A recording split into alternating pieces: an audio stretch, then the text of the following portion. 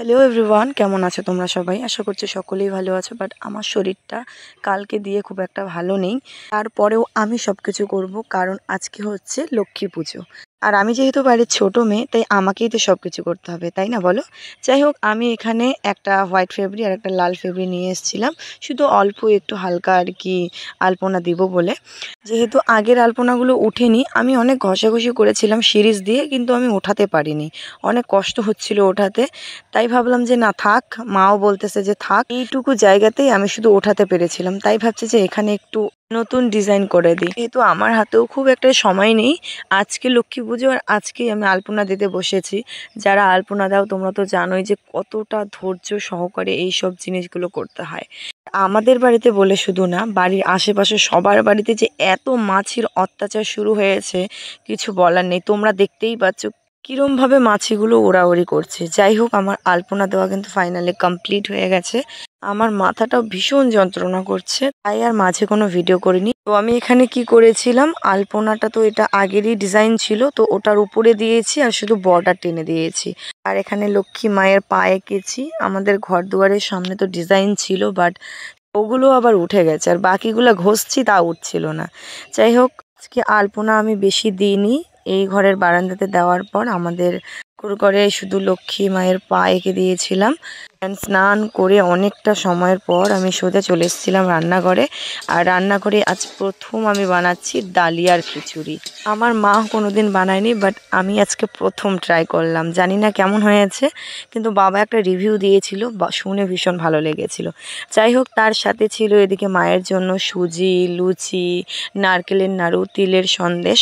সব কিছু বানানো হয়ে যাওয়ার পর আমি এখানে মায়ের জন্য ভোগের থালা সাজাচ্ছিলাম। কিন্তু একটা জিনিস ভেবে আমি অবাক হয়ে যাচ্ছি, আজকে যেই মেয়েটার সকালে এত শরীর খারাপ ছিল, মানে যেন বিছানা থেকে উঠতে পারছিলাম না, ওই মেয়েটা এত সব কিছু করলো। সত্যি মা চেয়েছিল বলেই কিন্তু আমি এত সব কিছু করতে পেরেছি একা হাতে। যে পরিমাণে শরীর খারাপ করছিল সকালের দিকে, আমি ভাবতেই পারিনি যে আমি এত কিছু করতে পারবো। যাই হোক, এইদিকে আমি কিন্তু শাড়ি পরে রেডি হয়ে গেছি। আজকে অনেক দিন পর বললেও ভুল হবে, বছর খানেক তো হয়েই গেছে, এই শাড়িটা আজকে বের করে পরলাম। দশমীর দিন পরতে চেয়েছিলাম, বিশেষ কারণে পরতে পারিনি।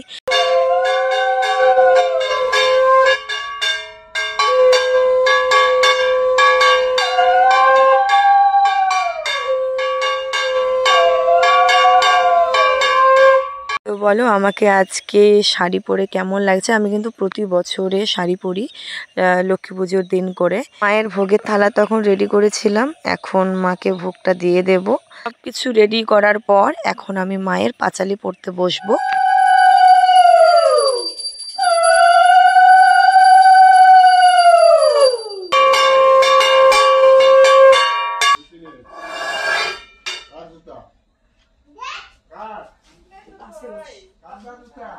ফলে নাই মনে কৃপা দৃষ্টি অনর্থক বলে, সদাচারী যে জন ধর্মে থাকে মতি, তার গৃহে স্থির থাকি না থাকে দুর্গতি।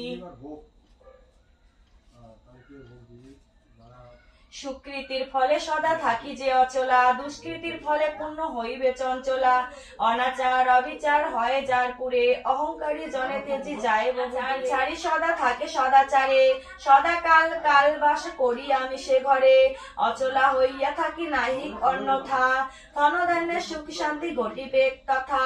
ইহা শুনি তবে মুনি বলে অকপটে, নিবেদন আছে মাত্র তোমার নিকটে। সর্বজন অতি ভক্তি ভাবে লক্ষ্মী মায়ের ব্রত কথা প্রচারিত ভাবে, গুরুবারে ভক্তি ভাবে যত নারীগণ, করিবে লক্ষ্মীর পূজা হয় এক মন। ধনজন বারে আর অপুত্রের পুত্র, ষোড়শী দেবীর গুণ হলো মূল সূত্র। যুগে যুগে আসে তিনি লক্ষ্মী ঠাকুরানী, নারী শিক্ষা দিয়ে যান হয়ে নারায়ণী। কেমেনেতে স্বামী ভক্তি করিলে জগতে, মাতৃজ্ঞানে পূজা করে এই পৃথিবীতে।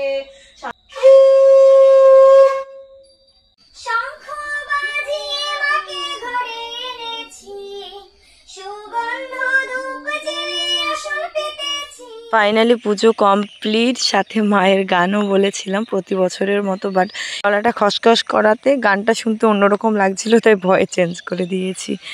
তাড়াহুড়ো করে আলতা পরেছিলাম, দেখো কি অবস্থা করেছি পায়ের। কোনো ব্যাপার না, চলে যাবে। বাবা এখন আমাকে প্রসাদের রিভিউ দিবে ডালিয়ার খিচুড়ি। বা কেমন হয়েছে?